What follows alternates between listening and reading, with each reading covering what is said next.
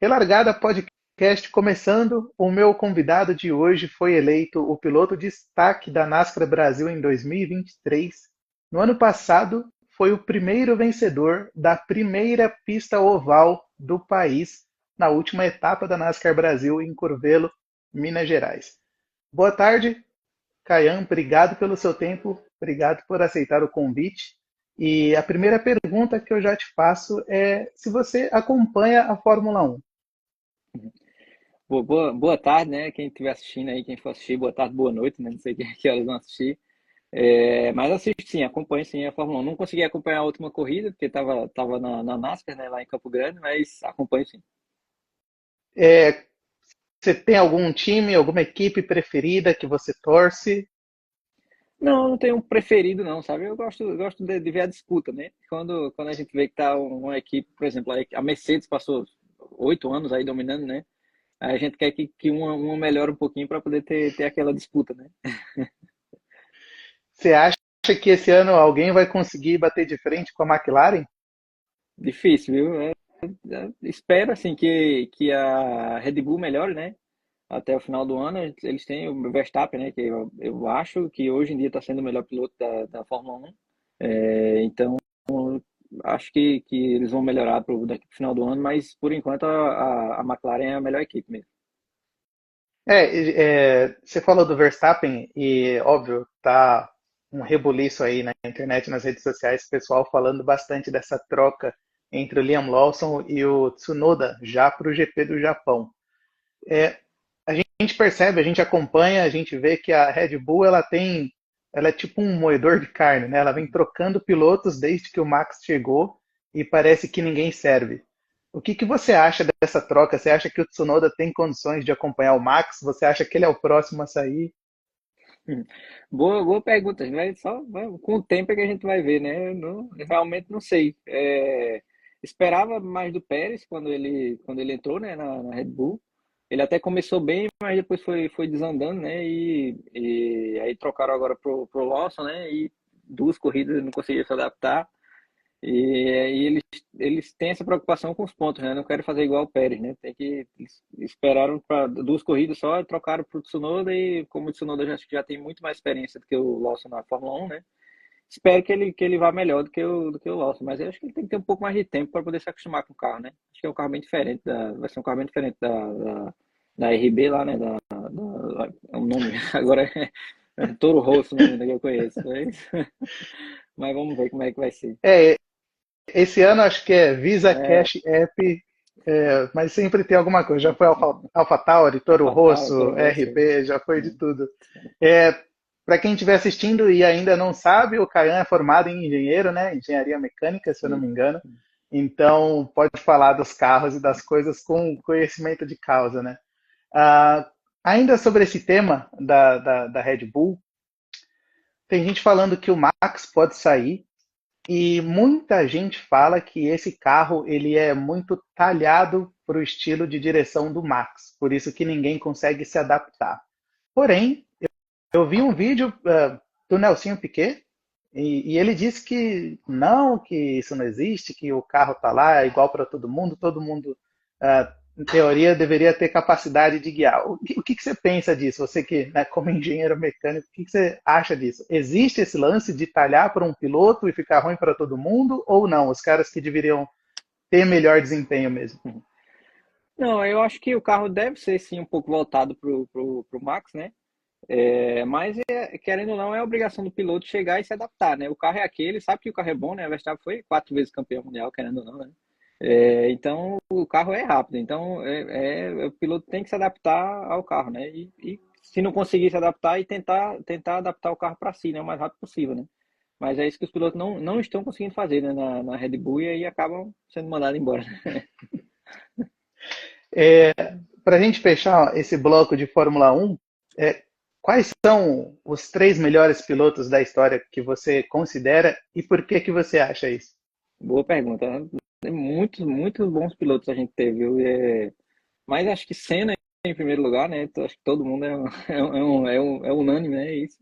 E aí depois Schumacher e Hamilton, talvez, pela quantidade de títulos, né, que eles tiveram, são lendas, né? Mas teve muito piloto, teve o Fittipaldi, né? Teve Piquet aqui no Brasil, são pilotos assim, que são extraordinários também, né? Mas Verstappen agora tá despontando muito, né? Mas tem muita gente boa aí, muita gente grande. Só vou te pedir desculpa, meu cachorro às vezes tem vontade de participar também. Na verdade eu lembrei mais uma pergunta que eu queria te fazer sobre Fórmula 1, que é o Hamilton na Ferrari. A Ferrari também, ela tem um histórico assim de acabar com a carreira dos campeões, né? O Vettel foi para lá, sofreu, nunca mais foi o mesmo. O Alonso foi para lá, nunca foi o mesmo. Acho que um só que saiu de lá e conseguiu vencer de novo, que foi o Prost. Você acha que o Hamilton vai dar certo na Ferrari? Você acha que ele está só curtindo, sei lá, a última temporada antes de aposentar? O que você pensa disso?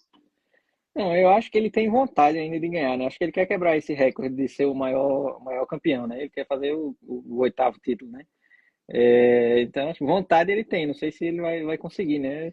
A Ferrari passa por umas boas atrapalhadas aí, né? Com o pessoal, então, mas torcer para que dê certo, né? A Ferrari, ela para alguém vencer na Ferrari, primeiro tem que vencer a própria Ferrari, né? Pois é. Bacana. Vamos então passar agora para um bloco. Eu quero começar a falar sobre a sua carreira. Você começou no kart com apenas 9 anos e você se destacou muito, né? Você é de Pernambuco, você foi Isso. campeão pernambucano, foi campeão potiguar, foi campeão paulista. Minha primeira pergunta para você: por que você começou a andar de kart no automobilismo? O que aconteceu você com 9 anos optar por fazer isso? Cara, é uma pergunta engraçada, porque eu não me lembro de querer ser outra coisa. Eu sempre quis ser piloto, desde que eu me conheço por gente, assim, com 6 7 anos. Eu assistia Fórmula 1, né? Mas sempre dizia a meu pai que queria ser piloto. Então, com 9 anos, foi a primeira vez que eu tive contato com kart. Na minha primeira corrida, eu dei volta até no segundo colocado lá, e aí, e aí no kartinó, né? E aí o pessoal ficou impressionado, e tal, perguntando se eu era profissional, e meu pai dizendo que eu nunca tinha andado de kart, né? E aí eu acabei fazendo um teste, fui mais rápido que os pilotos profissionais e tal, e o pessoal pediu para meu pai investir na minha carreira, que eu tenho futuro, né, e tal, e assim começou, né? Um claro exemplo de um talento nato, né? Você nasceu com isso, foi para a pista e decolou literalmente, né? Você ainda anda de kart? Tem piloto que anda de kart, tipo Rubinho Barrichello, ama kart até hoje. Você é desses também? Você ainda anda de kart? Cara, eu gosto muito, mas faz um tempinho que eu não ando de kart. Eu até hoje tenho um shifter, mas ele ficou lá no Nordeste. Eu moro em Gramado hoje, né, no Rio Grande do Sul. Então, ficou lá no Nordeste o shifter já faz acho, um ano e meio, 2 anos que eu não ando nele, mas está lá guardado. Mas tenho vontade de voltar a andar. Legal. Cara, interessante isso. Você morou em Maceió, né? Acho que na época que você fez a faculdade. E agora, se você cruzou o país, está lá no Rio Grande do Sul, o que aconteceu? O que você foi fazer aí? Meus pais vieram morar aqui em 2022, 21, se não me engano, e aí em 23 eu vim também, assim, eu já vim pensando nisso, né? No começo de 23 eu ainda morava lá no Nordeste. E aí, pensando nas corridas, tá? Assim, não, vou me mudar lá para o sul, que é tudo mais perto, né? Tem corrida no Rio Grande do Sul, para ir para o Paraná a gente pode até ir de carro se quiser. Ano passado, inclusive, eu fui para as duas corridas no Paraná, fui de carro e para São Paulo também. Então Entendi. fica mais perto, né? Questão de passagem também, de avião, é tudo mais rápido, né? Lá no Nordeste é um pouco mais distante, tem que pegar, fazer escala, às vezes não tem um voo com um horário que bate legal, então foi pensando na carreira mesmo. Fazendo só um paralelo com o futebol, a gente sempre vê os técnicos reclamando que tem distâncias enormes, vai jogar no Equador, na Venezuela, e isso desgasta o jogador. Obviamente, isso desgasta também o piloto em época de final de semana de Sim. corrida, eu imagino. Legal, só um parênteses mesmo, uma curiosidade que surgiu. Voltando aqui para minhas perguntas, quem você considera suas maiores referências no automobilismo? Acho que todo piloto que seja brasileiro, né, vai dizer que é Ayrton Senna, né? Lógico que ele é a nossa maior referência no automobilismo, né? Mas a gente teve na Fórmula 1 muitos outros pilotos bons que vieram brasileiros depois, né? Rubinho está correndo com a gente, hoje é uma lenda, né? O Felipe Massa, Agora com o Bortoleto a gente espera que quando ele for para a Audi, né, ano que vem, seja uma melhora, né?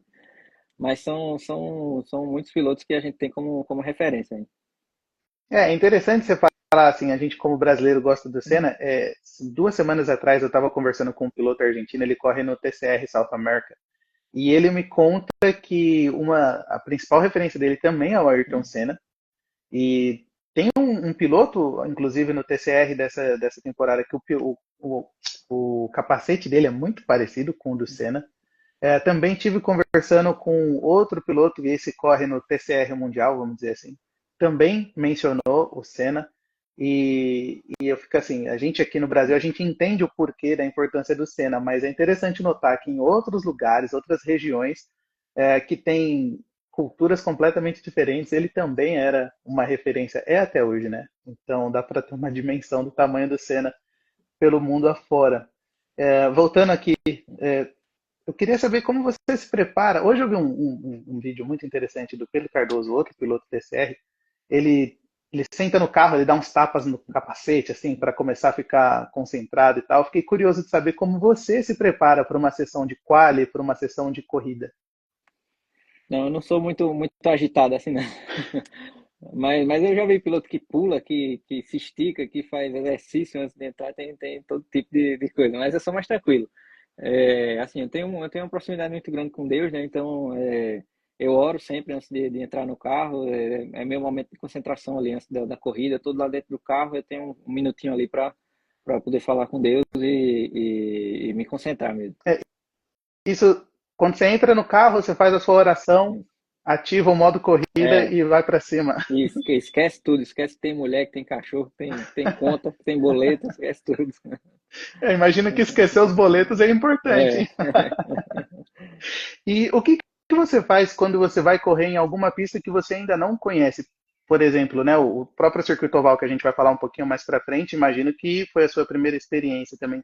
Como você se prepara a um circuito que você não conhece? Eu tinha andado, eu fui para os Estados Unidos, né, no começo do ano passado, a convite da NASCAR, né, foram 6 pilotos, a gente andou no oval lá em New Smyrna, no carro de lá dos Estados Unidos, né, então tinha sido minha primeira experiência no oval, né, mas é um pouco diferente aqui no Brasil, né, como a gente tem uma curva é plana, né, não é inclinada, e a outra inclinada foi um pouquinho diferente. Mas tentei treinar no simulador, achei uma pista o máximo parecida possível, né? Não, não é igual, né? Mas tentei achar parecido no simulador e fiquei andando no oval para poder tentar acostumar. Mas é bem diferente. Quando eu ando de verdade é diferente do simulador, não tem igual não. Imagino. Uma das minhas perguntas era se você competia no simulador. Você já chegou a topar com alguém, algum piloto que você conheça, ou alguém mais, tipo, sei lá, Max Verstappen, a gente sabe que está direto no simulador. Já encontrou uma galera assim? Não, eu já encontrei a galera que corre com a gente, o Gens, o Vitor Gens, a gente sempre anda às vezes junto, o Jeff Giassi também, que correu com a gente no ano passado, mas hoje anda na Porsche, né? A gente às vezes tromba aí e tem umas disputas legais. Interessante. O Gens também é mais uma coisa que a gente vai conversar ali mais para frente. Mas pensando na sua carreira como um todo, quais foram as principais dificuldades que você encontrou até aqui? Sei lá, uma pista muito difícil ou conseguir um patrocínio para começar uma temporada? O que você considera as principais dificuldades que você já enfrentou? Acho que a principal dificuldade para todo piloto que está começando, né, é patrocínio, né? É conseguir recursos para poder começar a temporada. A gente sabe que o automobilismo é um esporte muito caro, né? Então, conseguir recursos para a temporada inteira, né? Não só para a temporada, mas como inscrição, seguro, batida, tudo, né? Viagem, despesa, essas despesas assim que a gente tem, né? É o mais difícil, sim, eu acho. O automobilismo, ele, se não for o esporte mais caro, seguramente é top 3 dos mais caros, né? Pois é. Essa conversa que eu tive, esse piloto que eu mencionei do TCR Mundial é o Ted Bjork, ele é da Suécia. E eu tava, depois que eu entrevistei ele, eu comentei com a minha esposa, nossa, a gente pensa que pro europeu é tudo muito mais fácil, né? Mas ele menciona também a dificuldade de patrocínios, né? Ele começou a carreira como um piloto de Fórmula, migrou para carros de turismo, porque deve ser muito mais barato de seguir com esses modelos. E então, não, é caro para todo mundo, o negócio é complicado mesmo. E falando de pilotos agora, quem você acha que é o melhor piloto, o mais casca-grossa que você já enfrentou? Ah, tem muitos pilotos. Não dá para classificar um só, não. A gente tem muitos nomes grandes que correram na NASCAR, né? Esse ano, inclusive, os caras que estão, Rubinho, Thiago Camilo, Cacá Bueno, o próprio Gens, que é campeão do passado, né? Tem muita gente que é muito boa ali. O nível do grid da NASCAR é muito alto mesmo. É, o Gens ele fez até um comentário na última etapa. Ele disse que preferia segurar, fazer um jogo de equipe. Falou, não, o Kayan quis ir para as cabeças, quis ganhar a corrida, então a gente ativa ali o modo de disputa mesmo. Pois é. É, e se você pudesse escolher um carro, assim, qualquer categoria, em qualquer momento da história, um carro para você guiar, qual seria? Boa pergunta. Cara, acho que eu tenho vontade de andar no Fórmula 1 da época do Senna, carro bem visceral mesmo, assim, né? Não tem ajuda de nada, né? Mas também tenho vontade de andar nos carros da NASCAR hoje em dia, os carros da NASCAR dos Estados Unidos, né? Eu sou um fã da cultura de lá, da NASCAR de lá, dos Estados Unidos, né? Em si. Então, tenho muita vontade de correr nesses carros. Isso você já me deu até um ótimo gancho para a gente entrar no bloco sobre a NASCAR especificamente. A minha primeira pergunta para você é como você começou na NASCAR Brasil, como você tomou a decisão, por que que você escolheu essa categoria? Imagina então que você já gostava e quando você vê a oportunidade você tentou. Eu sempre acompanhei, né? Em 2022 era Sprint Race. É, eu fui a convite do Serginho Ramalho, um grande amigo nosso que correu até ano passado na NASCAR. Ele corria na Sprint Race em 2022, ele me convidou para assistir a corrida aqui em Tarumã. E aí eu fui com meu pai, foi quando a gente conheceu o Thiago Marques, que é o presidente da categoria, né, da NASCAR. Então, foi a convite dele, assim, essa minha entrada. Fui até para o evento que foi de evento de lançamento da NASCAR Brasil em São Paulo, no final de 2022. E aí a gente acertou para começar a correr em 2023. Foi meu primeiro ano, né, de carro no automobilismo, eu corri de kart antes, né? Então eu comecei o ano dividindo o carro com outro piloto. E aí no finalzinho, nas duas últimas etapas, eu peguei o carro só. E aí por aí foi. E isso tudo veio depois que você fez aquela pausa para fazer a faculdade de engenharia, né? Isso. Eu corri de kart até meus 14 anos. Eu tinha patrocínio de um banco. E aí perdi o patrocínio, o banco saiu do Brasil. E aí foquei nos estudos, né? Terminei colégio, fiz faculdade, né? Engenharia mecânica. E aí surgiu essa oportunidade para entrar na NASCAR. Cara, é interessante, tipo, você sentou no kart, nunca tinha sentado, destruiu, sentou num carro da NASCAR, nunca tinha sentado, foi eleito o piloto destaque daquela temporada. Eu tô lendo nesse momento a biografia do Ingo Hoffmann e tem esses pontos, eles são muito parecidos, assim, tipo, ele é a primeira vez que ele sentou num Fusca de competição, foi lá, arrebentou, virou destaque. Parece coisa realmente, a pessoa nasce para aquilo, se encontra e vai para cima, né? Muito legal, cara. Você comentou que você tem vontade de dirigir os carros da NASCAR.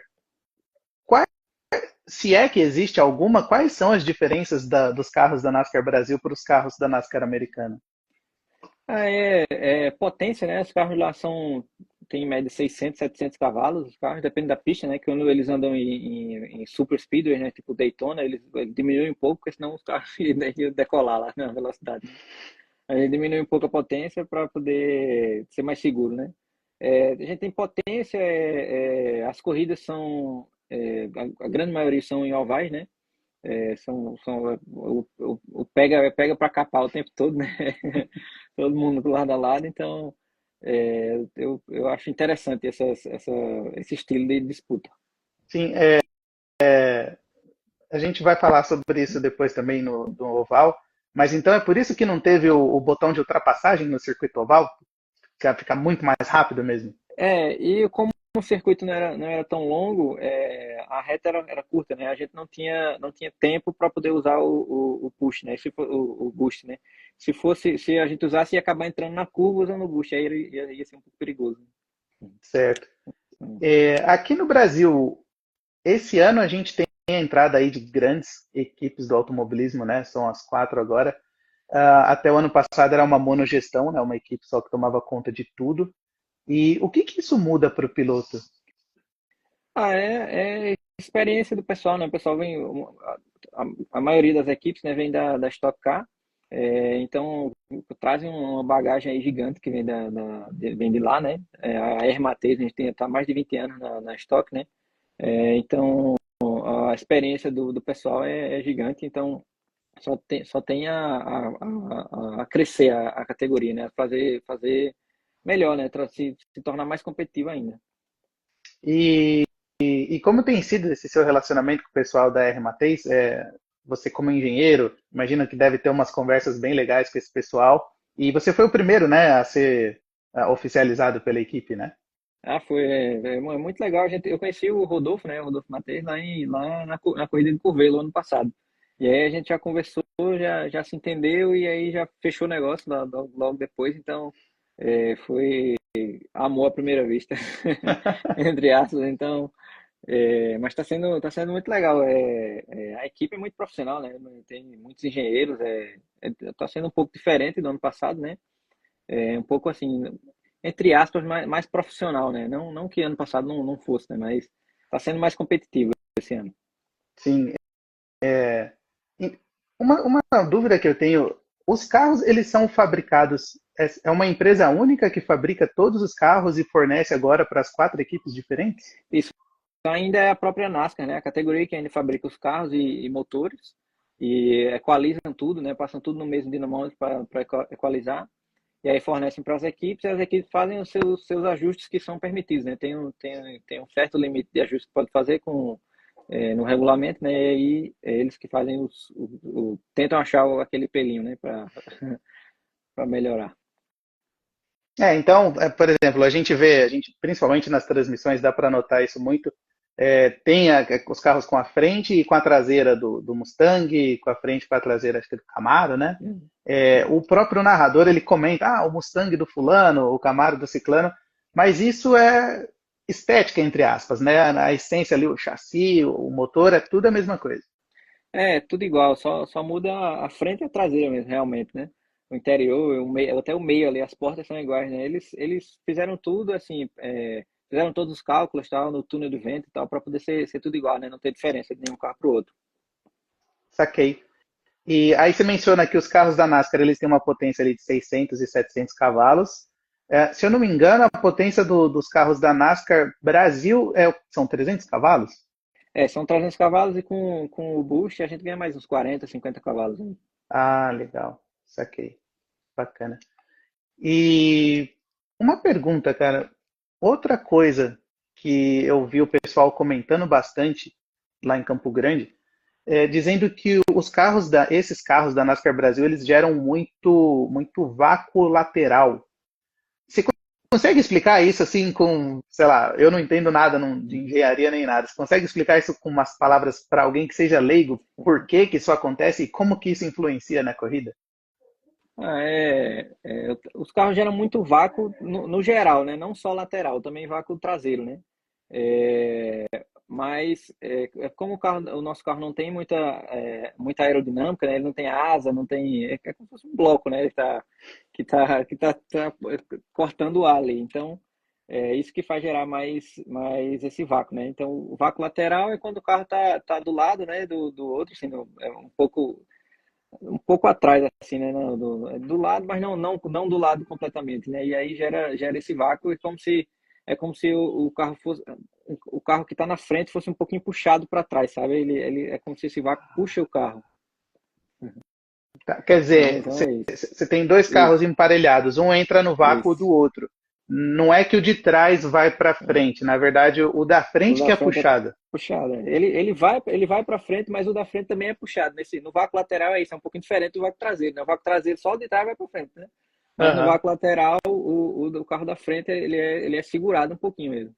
É Quer engraçado isso. dizer, É, você está lá tranquilo na sua, chega alguém ali, mexe com você, você não sabe nem o que está nem acontecendo. sabe. Aí, claro, eu entrei nesse assunto porque a minha próxima pergunta, eu lembro que eu entrevistei você, entrevistei o Gens depois do quali, e o Gens falou, você também, que houve ali uma estratégia de vocês no quali para aproveitar o vácuo. Você pode comentar mais ou menos como é que funciona isso ou já é segredo de equipe? Não, os carros, o nosso carro, eu falei, né, eles dão muito vácuo. Então é essencial a gente se ajudar, né? Como a gente é da mesma equipe, a gente tenta se ajudar no quali, porque é essencial largar na frente, né? Então, dependendo da pista, tem pista que dá até quase um segundo de vácuo, entendeu?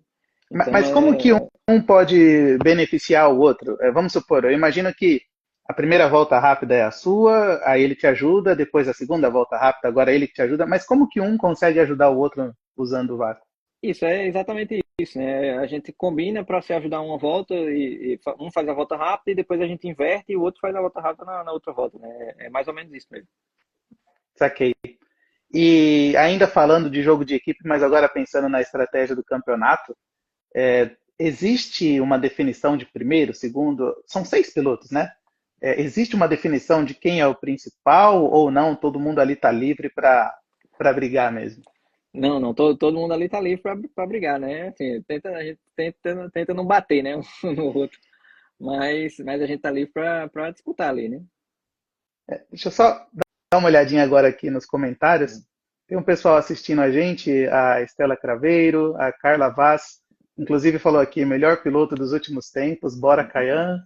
O Dr. Felipe, que também está aqui, Glauco Barros, bacana. Bom, aí então perguntei para você do jogo de equipes, mas eu tenho uma outra dúvida também relacionada com o jogo de equipes. De novo, né? Eu estava falando com esse outro piloto e a equipe dele no TCR tem 4 carros no grid. E o TCR ele tem um contexto de inversão de grid. Você se qualifica, né? Na primeira corrida segue a ordem do quali, na segunda corrida inverte a ordem do quali, né? Isso significa que eles procuram colocar 2 carros na frente, 2 carros atrás, porque daí quando inverte eles continuam com 2 carros na frente, 2 carros atrás, e isso meio que dá para ditar o ritmo da corrida. Você imagina que existe alguma coisa parecida com isso na NASCAR Brasil? A gente teve isso ano passado lá em Potenza, né? Tá participando aí, Leandro. A gente teve lá em Potenza, em Minas Gerais, né? E esse ano eles vão fazer em alguma etapa, não me lembro qual é a etapa que eles vão fazer, mas vai ter isso também do que chama até Inverse Race.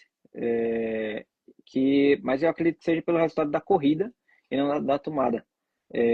Acho que inverte até o sexto, se eu não me engano. Ano passado foi até o sexto. Não sei se esse ano se ainda vai ser até o sexto, ou vai aumentar as posições, né? Mas eu acho interessante, sim. É uma disputa legal. É, quem ganhou a corrida largar lá de trás, né? De oitavo, sexto, seja o que foi, e vem tentando buscar, né, as posições. Eu acho interessante.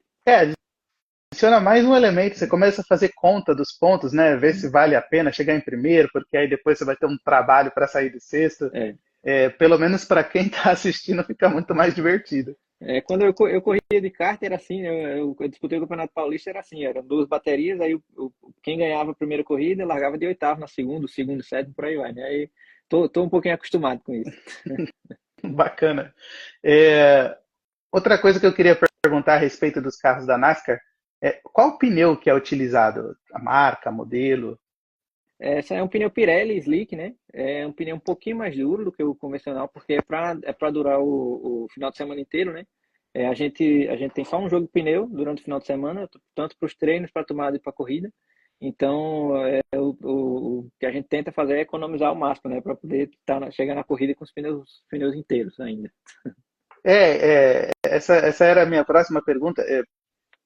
Eu imagino que esse lance de um pneu só para o final de semana inteiro seja algo bem exclusivo da NASCAR Brasil, porque a galera que estava chegando estava meio que se acostumando com isso, né? O Cacá Bueno comentou, acho que o, acho que o Rubinho comentou também, mas agora eu não tenho certeza. Esse lance do pneu durar o final de semana inteiro, inclusive o Gens falou isso, né? Ele falou, eu esperava ter economizado pneu, mas o Kayan começou a me atacar lá na primeira corrida, não teve muito o que fazer. Como que funciona esse gerenciamento de pneus? Como que faz para guardar pneu, vamos dizer assim? É assim, tem que treinar o mínimo que conseguir, né? A gente não pode desgastar muito. Tem pista que desgasta muito pneu, né? Inclusive Campo Grande era acho que um dos piores asfaltos que a gente corre. Então era uma das pistas que mais desgastava. Mas o pessoal já colocou em pauta para ver se a gente consegue, por exemplo, levar esse pneu que a gente usou na corrida, levar para a próxima etapa E aí a gente treinar com esses pneus usados e para tomada de tempo, aí sim coloca os pneus novos, né? Vai para tomada de tempo e para as corridas com pneu novo. Mas eu acharia interessante, assim, porque aí dá para todo mundo treinar, né? Assim, o máximo possível, né? O ruim é que fica nessa de pessoal, só é um jogo de pneu, aí o pessoal tenta economizar o máximo possível no treino para poder não desgastar e acaba não treinando, né? É, fica. Bom, ficaria bem mais tranquilo, eu imagino. Você pega os primeiros treinos livres, deve ser mais para conhecer a pista do que para tentar fazer volta rápida mesmo, né? Então o pneu meio que não importa, entre aspas. E falando então agora do ano passado, a última etapa da NASCAR Brasil foi em Curvelo, Minas Gerais. Houve a estreia, né, do primeiro circuito oval do país. Oval, assim, na forma mesmo, tinha, sei lá, o anel externo em Goiânia, por exemplo, mas que não é oval, oval, né? E você foi o primeiro vencedor da história desse circuito. Qual que é esse sentimento de entrar para a história, não só da NASCAR, mas do automobilismo brasileiro em geral? Ah, muito gratificante, né? Saber que eu estou pronto para correr no oval, nos ovais dos Estados Unidos também. Não, mas é muito legal. O circuito é muito diferente, né? A gente andar ali colado no muro, que não pode errar, né? Errou, bateu, entendeu? É diferente, né? No circuito misto, a gente errou, tem área de escape, né? Pode voltar, pode rodar, tal. E no oval não, né? Errou já era, acabou o final de semana. Mas foi muito legal, assim, saí muito satisfeito de lá. Esse lance, eu falei com a Ariana Cassoli, que é a italiana que correu com vocês lá no circuito oval, ela falou isso, ela disse que você chega muito perto do muro e que você tem que controlar o susto, né? Quanto mais perto do muro, melhor, porém, e ainda você disse que costuma ter uma velocidade muito maior nesse circuito oval, não é pra mim, cara. Definitivamente não é pra mim. E, bom, então você já tinha corrido lá nos Estados Unidos no circuito oval, isso eu acho que explica também a sua primeira vitória, né? Eu, eu Falando tinha, de. eu, eu tinha feito um treino lá, né? Não foi uma corrida, mas já tinha tido essa experiência, assim, com o carro de lá, inclusive. Eu imagino assim, mesmo que você treina num simulador, sei lá, não sei nem se existe um simulador tão top que te dê a força G no pescoço, todas essas coisas, né? Então, você conhece a pista, você pode no máximo ali treinar o braço, né? Mas eu acho que muito mais esforço físico no carro, né? Muito mais. A força G é um dos principais pontos, né? É o que a gente não consegue ter no simulador, né? No carro é bem diferente mesmo. Uhum. E falando agora de disputa de campeonato, ano passado você ficou em quarto. O que você acha que faltou para você conseguir chegar mais perto ali de disputar o título com o Casagrande, com o Gens? No começo do ano a gente teve muito problema com o carro, né? Em Campo Grande eu quebrei nas duas corridas, eu estava largando em quarto na segunda corrida, aí quebrou na largada, o carro apagou, sabe? Em Goiânia eu estava em segundo, eu tinha acabado de usar um push para ultrapassar o Casagrande primeiro, e aí o carro quebrou. Aí foi para Londrina, na primeira corrida quebrou, entendeu? A gente teve muitos problemas assim, no carro, isso a gente foi tirando pontos, né? E aí eu saí um pouquinho triste também de Campo Grande, porque também quebrei nas duas corridas, né, nessa temporada. Então, a gente sai preocupado com isso, né, de não ser igual ao ano passado, né? Mas sei que eles estão trabalhando, eu vou ter um motor novo, né, que o motor quebrou, estão trabalhando para não ser assim, né, não ter tantas quebras. Exato, era um comentário que eu ia te fazer, por exemplo, entrou uma pedra no radiador, estragou o carro e não é nada assim que seja culpa sua, entre aspas, né? É puro azar, né? Pois é. Eu imagino que deve ser uma situação bem frustrante. A minha próxima pergunta, ela está um pouco relacionada com a pergunta que a Carla fez ali no chat, eu vou misturar as duas coisas aqui. Então, primeiro, qual a importância da chegada de nomes como Rubinho Barrichello, Cacá Bueno e Thiago Camilo para reforçar esse grid que já contava com uma galera muito experiente, de muito peso, mas com menos nome, se a gente pode dizer assim. Qual a importância da chegada desses caras? É importantíssimo, né? Principalmente para público, né? Para a visibilidade da categoria. A gente sabe o quanto esse pessoal traz gente para assistir, né? O Rubinho nem se fala, né? Um cara excepcional, ele correu na Fórmula 1, né? Tanto público que ele atrai, né? E a experiência de todos eles, né? O Kaká Bueno, 5 vezes campeão da Stock, né? Se não me engano. O Casagrande já correu com a gente, né? Foi tricampeão da Stock, o Thiago Camilo também. A experiência que esse pessoal traz é muito legal, né? Só faz o nível da categoria crescer, né? E mostrar o nível que já tem os pilotos que já corriam na NASCAR ano passado, né? Isso mostra que qualquer piloto ali tá apto a correr onde for, né? Sim, inclusive eu falei com o Galide Osman no grid, que é outro piloto também que já tem uma extensa carreira bem consolidada, e ele falando, cara, beleza, eu vou largar aqui do lado do Kaká, a gente vai ter nossa disputa, mas aqui atrás tem uma galera que anda muito forte também. Uhum. Então vai ser meio preocupante. E aí a Carla pergunta, qual que é a sensação de ficar à frente desses caras logo na sua primeira corrida, né? Você estava na frente do Rubinho, do Kaká. Como que é isso? Você se sente, meu, tô mandando muito bem, ou você se sente, caramba, esses caras vão chegar aqui que eu faço? Não, é assim, eu sei que eu tava andando bem, né? Inclusive tava liderando a corrida lá em Campo Grande e quebrou, né? Mas se sente muito bem, né? Eu me sinto assim que eu tenho condições de andar de igual para igual com eles, né? Ou com qualquer um, né? No ano passado já era assim, né? A gente disputava muito com Casa Grande, né? Com Gens, com esse pessoal que andava com a gente, né? Então o nível já era muito alto. A gente sabia que o nível já era alto e só tinha não que fosse subir o nível, mas que traz mais experiência para a categoria, sabe? Que o nível já era altíssimo assim na NASCAR. Agora, trazendo essa visibilidade que você falou, essa galera que já está ali também começa a ficar mais conhecido do grande público, né? E o pessoal já olha e fala, não, pera, beleza, o Rubinho está aqui, mas para ele passar o Caian, para ele passar o Gens, ele vai ter que suar, né? Inclusive, essa de vai ter que suar é um bom gancho para a minha próxima pergunta, porque o vencedor da segunda corrida foi o Jorge Martelli, lá em Campo Grande, né? E teve um lance polêmico dele com o Thiago Camilo ali na última reta. O Camilo dá alguns toques nele, né? E aí, meu, falei com alguns pilotos, a maioria, se não todos, falaram que não era correto, que não era certo, ou que não era a coisa ideal a ser feita, que não era muito leal, essa é a palavra que foi usada.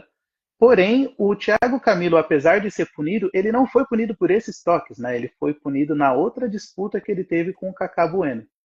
E aí nas redes sociais é meio terra de ninguém, né? A galera fala, cada um fala o que pensa, mas tem gente que tem um argumento que me parece até razoável e eu queria te perguntar. Isso que ele fez, não é o bump que acontece muito lá na NASCAR americana e isso não seria permitido aqui na NASCAR Brasil? Não, primeiro que o nosso regulamento é um pouquinho diferente da NASCAR lá dos Estados Unidos, né? Isso que ele fez, eu acho que foi um pouquinho desleal, sim. Ele tentou bater, assim, que se ele bate de uma certa forma, ali era capaz de até no martelo rodar ali, e ele causar um acidente, né? Então, eu acho que foi um pouquinho desleal da parte dele. Mas na NASCAR dos Estados Unidos, eles assim permitem algumas coisas, mas no final das contas o cara acaba sendo penalizado, né? Inclusive teve uma corrida no ano passado, não me lembro quem foi, mas que bateu no Logano, no Joey Logano na última volta. E aí o cara ganhou a corrida, a NASCAR não tirou a vitória dele, não penalizou nessa vitória, mas penalizou ele na desclassificação dos playoffs, né? Ele não conseguiu, com essa vitória ele não conseguiu se classificar para os playoffs. Então, querendo ou não, eles penalizam também lá, né? Mas eles penalizam de uma forma diferente, assim, do que a nossa.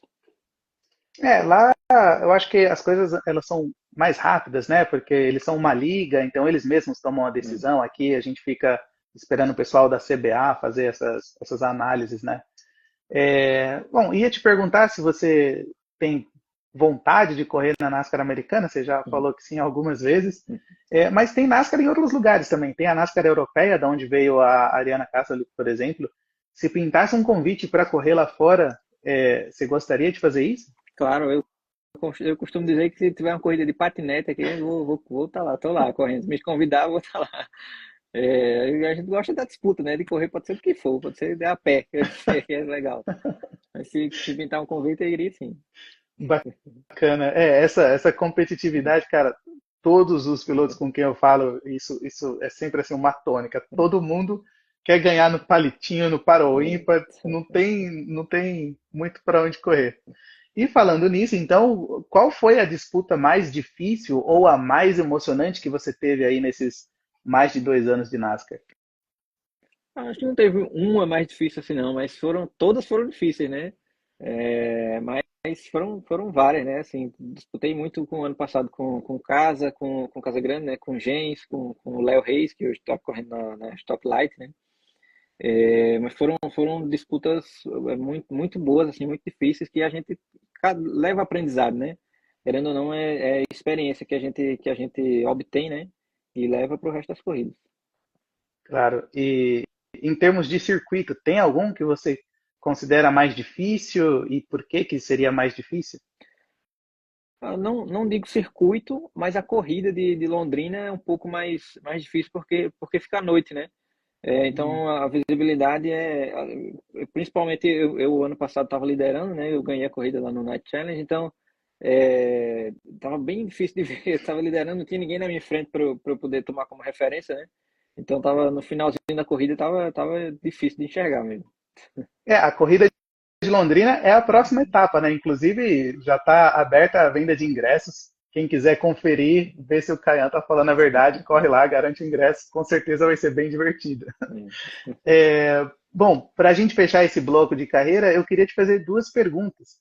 A primeira delas, quais são os seus planos, assim, os seus planos, seus objetivos para a sua carreira no curto prazo, ou no curto e no médio prazo, vamos dizer assim? Cara, eu tô focado na NASCAR. Meu objetivo principal hoje é ser campeão da NASCAR, né? Já é meu terceiro ano na categoria, então é, eu sei que meu primeiro ano, 80% do meu campeonato foi dividindo o carro com outro piloto, então, e ano passado teve muitas quebras, né? Mas consegui sair com o maior número de vitórias. Eu e o Casagrande, a gente saiu empatado, né? Com 4 vitórias. Então, mas meu objetivo a curto prazo é ser campeão da NASCAR Brasil. E qual seria o seu maior sonho no automobilismo?